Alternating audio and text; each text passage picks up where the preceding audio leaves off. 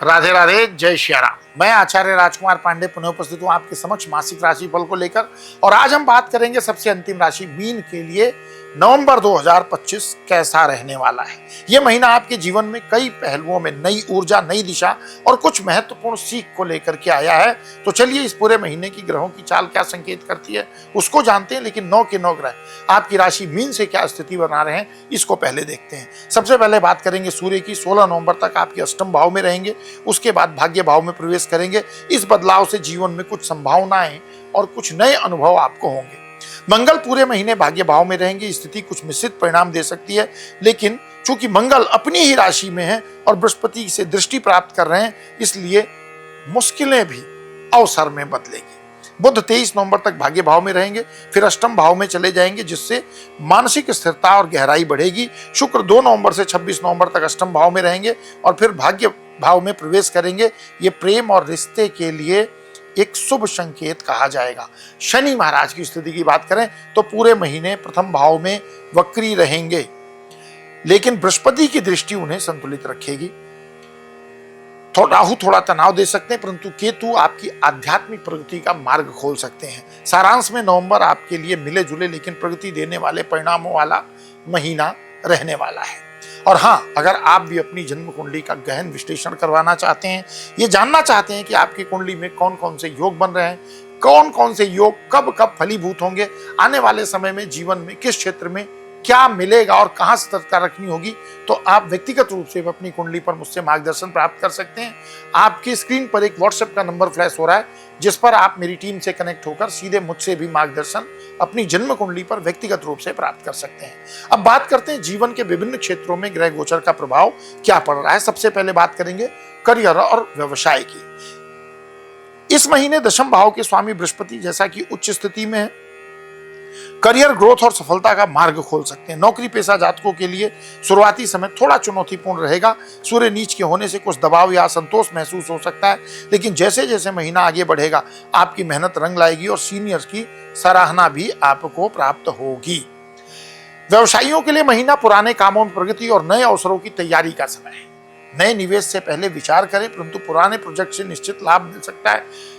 किंतु फिर भी कोई भी निवेश करने से पहले मीन राशि के जातकों को पूरी सतर्कता भी रखनी, क्योंकि आपकी जन्म राशि पर शनि की 7.5 भी चल रही है। धन और आर्थिक स्थिति की बात करें तो धन के दृष्टिकोण से नवंबर का महीना मिक्सड रहेगा, संतुलित रहेगा, बैलेंस्ड रहेगा।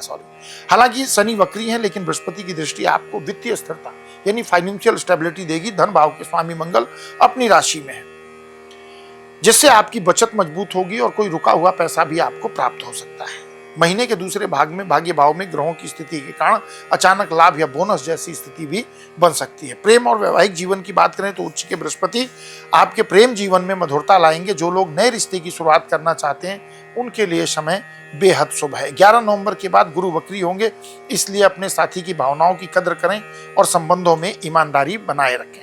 विवाहित जातकों के लिए महीना थोड़ी बहुत नोकझोंक के बावजूद स्थिर रहेगा। शनि कभी कभी मनमुटाव ला सकते हैं। बात करें पारिवारिक जीवन की तो पारिवारिक वातावरण सामान्य से बेहतर रहेगा।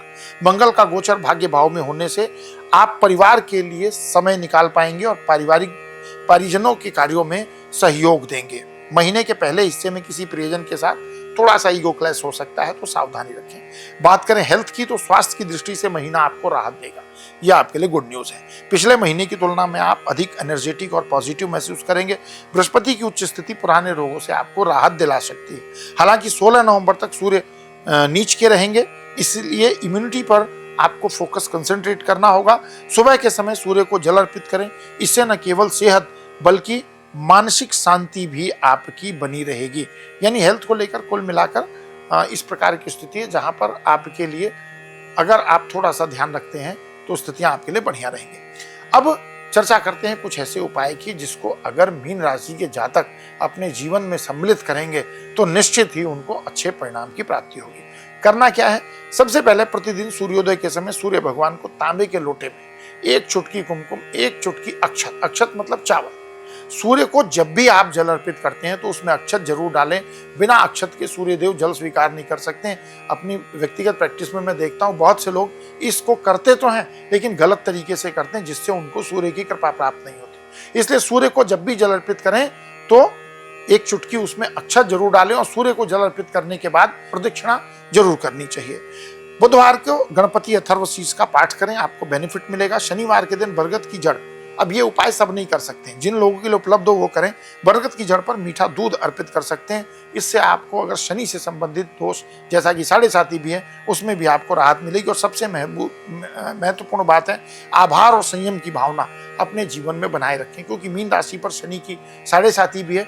तो 7.5 के इम्पैक्ट को कम करने के लिए, मानसिक स्तर को मजबूत करने के लिए शनिवार के दिन आप दशरथ शनि स्तोत्र का भी पाठ कर सकते हैं।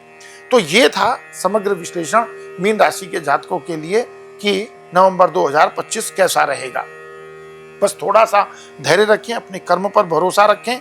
अगर ये आपको वीडियो अच्छा लगा हो तो वीडियो को लाइक करें, कमेंट में जय श्री सीताराम लिखें, इस चैनल को सब्सक्राइब करें, वीडियो को अपने फैमिली फ्रेंड रिलेटिव के साथ शेयर करें। मिलेंगे अगले वीडियो में, तब तक के लिए विदा। प्रेम से कहिए जय श्री सीताराम।